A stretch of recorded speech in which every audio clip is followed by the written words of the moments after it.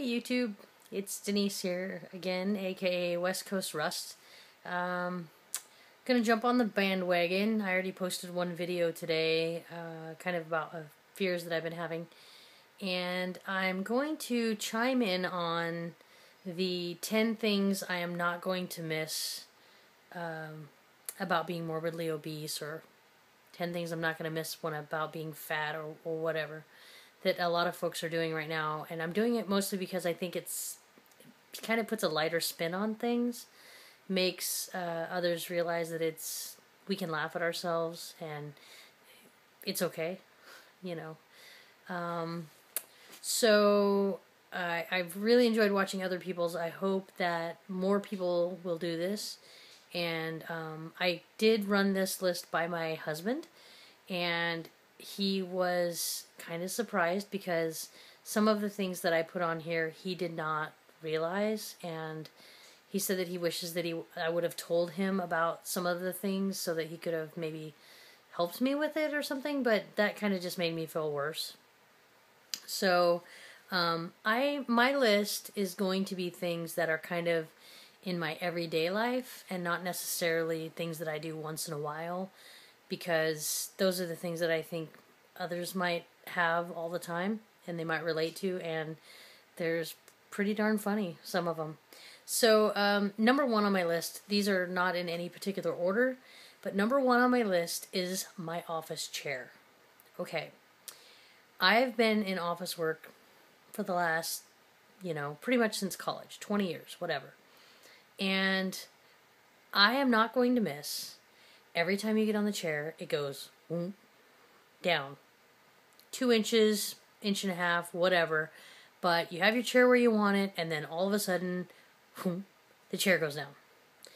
I don't know if other people recognize this, and I know that when I was thinner, the chair never used to do that. So it's obviously because I am a large woman now. I'm not going to miss that. Number two. The lunch and break room in our unit at our hospital is kind of small. And the table, if they extend it out for lunch, is pretty narrow on the sides for how big you can be and sit in certain places. And it seems like, because I get to lunch about 15 minutes after other people, that the only spots that are left are wedged in between other people or on the sides or something like that. And I just feel so self-conscious about getting in there that I will find reasons not to eat in that room, and I will go to the cafeteria or eat at home or whatever, but I will not eat there because, I'm too self-conscious about trying to wedge myself in, and, it's my own fault. I'm this big. Number three, I'm not going to miss feeling guilty about what I'm putting in my body. And I don't mean that in that, obviously I need to be eating healthy things, and these changes that I've made so far and I'm going to continue to make are important because it keeps me healthy. But like today, it was my brother-in-law's birthday party, and they had cake there. And I haven't had cake in 2 months, and I decided I'm going to have a little bit of cake. Not the frosting, just a little bit of cake, because I haven't had chocolate in a while, and I am a huge chocoholic, so I just wanted to have a little bit. And even though no one said anything, they all know that I'm going through this process. They never said anything, but I still felt like everybody was staring at me. Were they going to question me? Why are you eating that? Aren't you still trying to lose weight, even though you've already made, the 5%?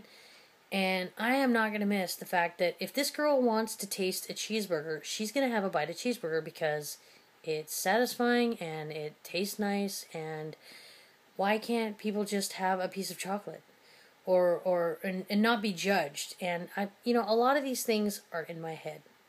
I know this. It's why I'm still fat. I have head issues to work on, and I will, after surgery. But I just want to be able to enjoy the taste of food, and I want to remember that I need to eat to live and not live to eat.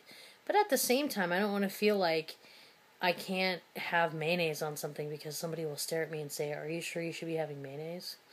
It's like staring at somebody and saying, "Are you sure you want to eat that? Because you're fat." we know we're fat, okay? Okay, number 4.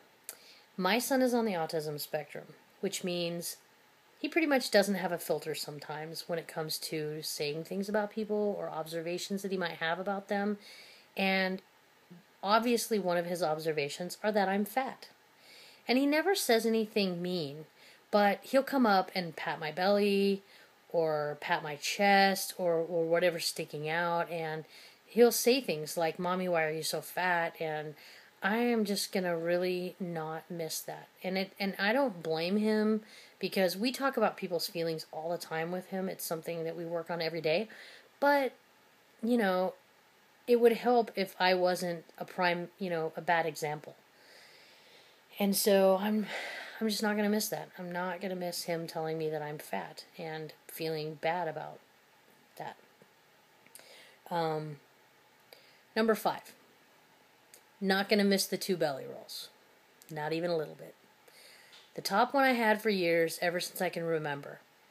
But then, when I got done with college, I had developed the belly roll at the bottom, above the, private parts, which hang over the private parts. And I know that a lot of guys get only the bottom belly, but I got them both now. And I probably wouldn't be a 4 or 5X shirt if I didn't need to cover a huge bottom belly roll. So I'm not going to miss trying on new clothes and knowing that I can wear something that comes slightly below the midline and it'll be fine and it will cover everything. And even if I raise my arms, I'm not going to have to worry about it. And instead, I wear sweatshirts that are way too big. Even a XX sweatshirt is getting roomy on me. It's not too big, but it would be.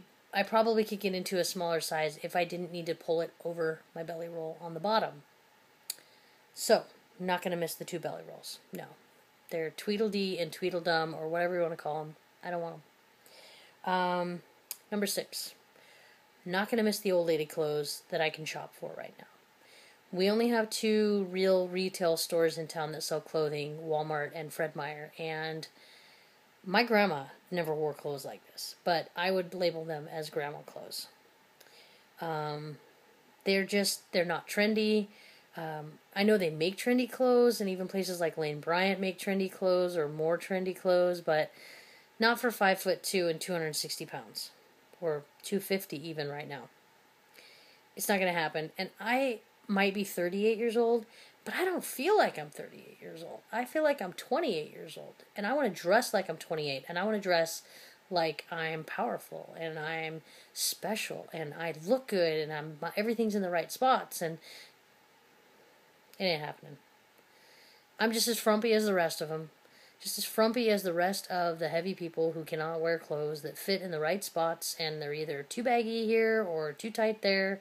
And no. Not going to miss frumpy clothes. Not going to miss the plus size section. See ya. Yeah, not going to miss it. Number 7.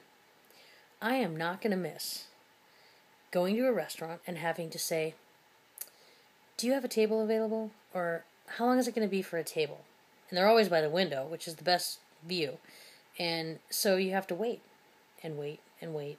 Or I confided in my husband tonight that there have been places where he's wanted to go eat, and I haven't gone because I know for a fact that the tables do not move. And they are bench seats or something like that, and I just am not willing to put myself in a social situation where I'm jammed into something.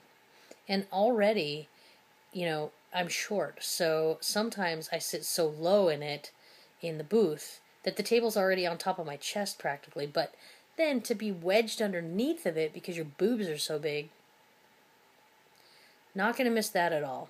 And along with that comes, I'm not going to miss having stuff spill on my boobs because I can't eat over my plate, or having to hold food with a napkin like this and then eating and trying to do it. Forget it. I'm not going to miss that either. Number 7. I'm not going to miss bathroom stalls that are too small. Right now, if you're a big girl, you try to go in a public bathroom, thank you McDonald's or wherever, you got to straddle the toilet to close the door because you're so fat. That's me. I'm so big that, and I'm not even that big. I mean, I know there are people that are much bigger than I am that are getting this surgery or whatever, but I'm a big girl, and I don't like to straddle stuff. So, anyway, I'm not going to miss that either. And I'm not going to miss not having to go into the large stall. Because I don't feel like I need to go in the large stall. Because in my brain, I feel like, excuse my glasses, I feel like in my brain that I'm not that big. So I'm hoping that that helps. Number 9. Fear of breaking people's furniture or breaking furniture in general. Right now, we go every few months to a friend's house for a Survivor party. I liked Survivor. I've always enjoyed watching Survivor. I liked it a little bit more, I think, in the beginning, but one time, the very first time we went to our friend's house to do the Survivor party, they got new chairs at their kitchen table. Well, Denise sat her fat butt on one of them, and I felt a little bit of like cracking, and I was up so fast. And now I am so phobic every time we go over to this people's house, I can't sit down. And there are other chairs, but if they're already taken, because we always seem to be the last ones to get there, even though I try to get there sooner for that reason, I won't sit down. I will stand for the entire time that we're there. 2-3 hours, I will stand. Because I do not want to sit in these chairs and ruin them. And that's any kind of chair. Plastic chair, whatever. They're made for, like, tiny people. 150 pounds, 100-pound people. No. No. I don't do the nylon fold-up chairs. Nope. Probably won't even do them later. I don't know. And my number 10, and my spouse also was, I can't believe you're going to say this, but sex. Plain and simple. Nobody likes the sound of big people doing it. Nobody likes the sound of skin. I mean, this is reality, folks. Really. I'm not going to miss having to be self-conscious about how I look. Or anything like that. So, anyway. I'm rambling. I've been rambling for 12 minutes now. And I just want you guys to know that that's my top 10. No particular order. Of course, my husband would say sex is probably number 1 because he's a guy. But, yeah. None of that stuff I'm going to ever miss. And I hope that I recognize when I get these victories where they don't bother me anymore. And I hope that I'm able to move on. And not have to scope out tables in a restaurant. Not going to have my chair go like this every time I sit down on it. No. So, you know what? Let's recognize our deficits and move on when we get skinny and, or healthier, I guess you'd say, and thinner. And weight isn't an issue, and we don't have to keep looking at things to find out how much it can hold. So I say, let's put the baggage behind us and get this road going and have surgery if you want it, or however you're planning on losing weight, and move on with your life. And I'm ready. And I hope you guys are too. So, until next time, take care. Don't forget to tell those you love that you love them. Peace.